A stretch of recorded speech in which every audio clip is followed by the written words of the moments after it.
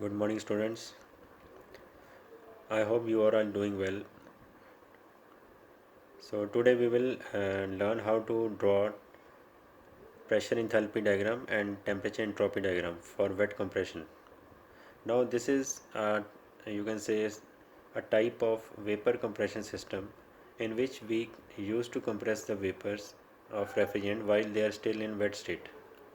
Now, what is the meaning of wet compression? Means that there will be some liquid particles in the vapor, and we will start compression of the refrigerant before they touches the saturation dry line. Now, what is the implications of wet compression? Now, first we need to understand this, that there are some disadvantage of wet compression, like when we take the wet vapors inside the compressor, they tend to wash out the lubricating oil from the compressor, and moreover there is a more tendency of wear and tear of the mechanical parts of the compressor, because there are this liquid particles which left behind the vapors. So you can imagine that, and due to the fast high rpm of the compressor, these vapors can make a lot of damages. Now let us see how we can draw the pressure enthalpy diagram for pressure enthalpy diagram for wet compression. Let us first start with the draw a vertical line. It will show the pressure, then horizontal line for enthalpy. Draw a curve for the refrigerant. Now we need to draw two horizontal lines like this. Another is the bottom side. Now top side line will show the condenser pressure PC, and bottom side line will show the evaporator pressure. Now this is a critical temperature. This side, right side of the curve, is known as saturated vapor line. This left side of the curve, it is saturated liquid line. Now start from this point. We will start from this, where this line cuts the saturated liquid line, because this point can be easily traced out. So draw a vertical straight line perpendicular on the lower horizontal line. Now this line, it will show the throttling process. So as we always take this point as point 4. Now from once the throttling process is completed, from 4 to point 1, we will stop it here, take this point as 1. Now 4 to 1 is a evaporation process inside the evaporator.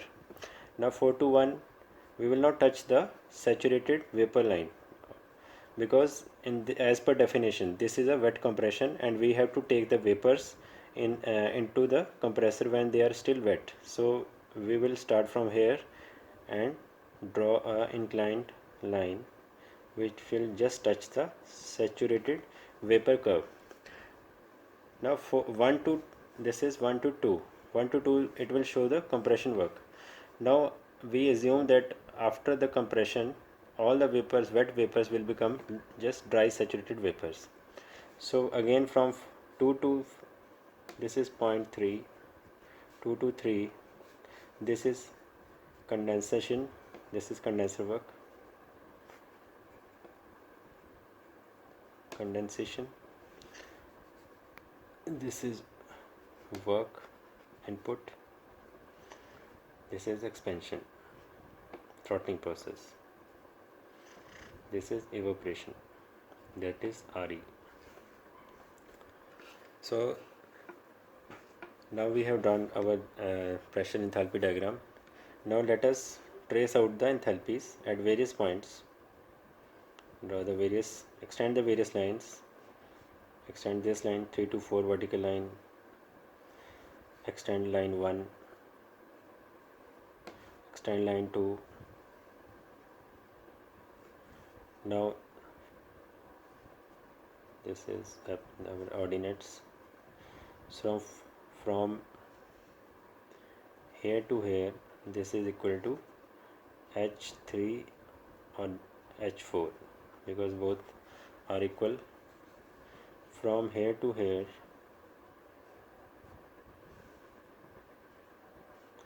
this is h1. Again from here to here, this is h2. Now this portion is equal to RE, that is total refrigerating effect. This portion, as you can see, this is equal to total work done,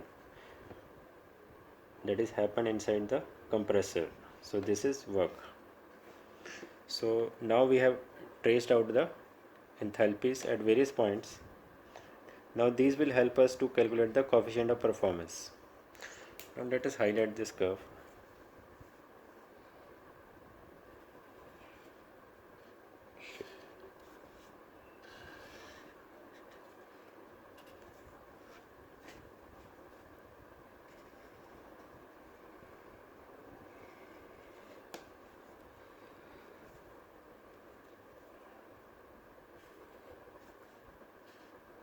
This is our main curve.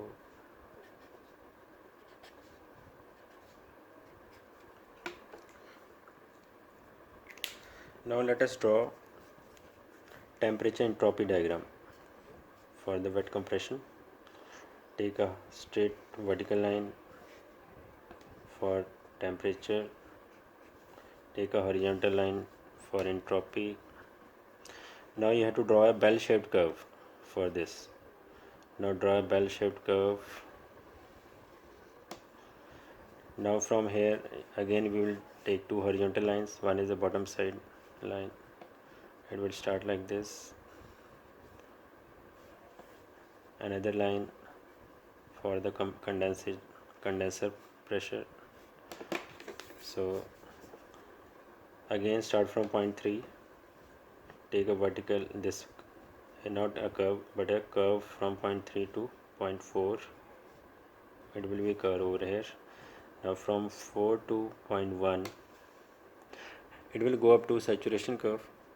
No, 4 to 1 is not touch the saturation curve, but it will start from here. Before the vapors becomes dry saturated, we will take them into the compressor. So this will be we had vertical line from here. So here you can see 1.1 to 2.2. This is compressor work. 2 to 3 is condensation inside the condenser. So heat rejected over here. Now 3 to 4 is expansion process. It is a curve. 4 to 1 is evaporation process. So heat is added during this process. Heat addition. So S1 is equal to S2. This is S4. This is S3. So this is temperature entropy diagram.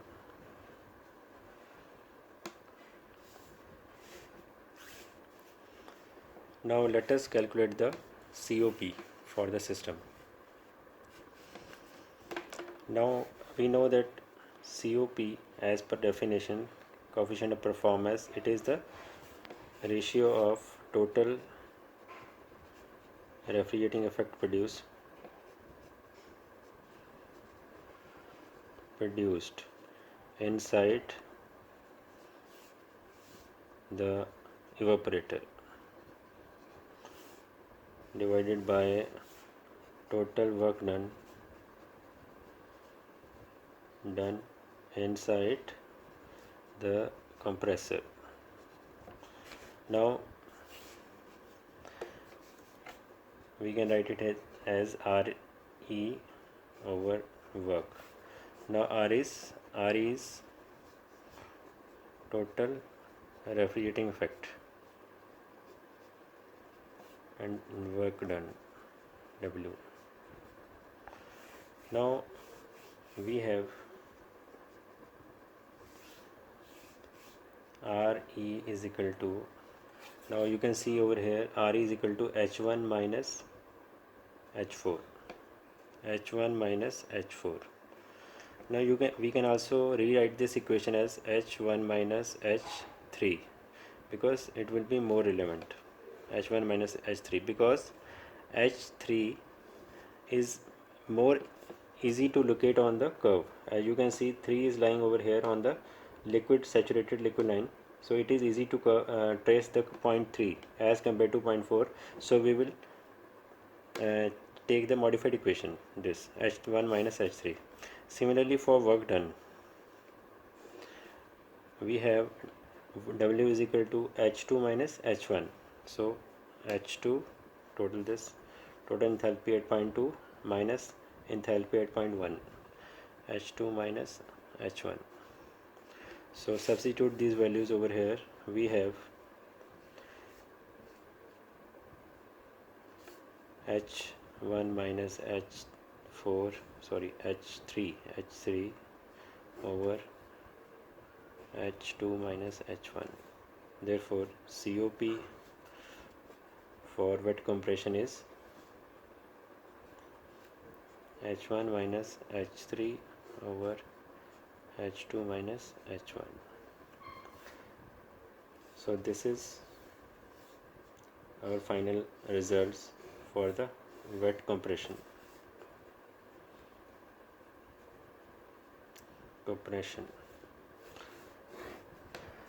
So in next lecture we will understand how to draw the pressure, enthalpy and temperature entropy diagram for a superheated vapors. So for today, thank you guys. See you soon. Take care of yourself. Bye.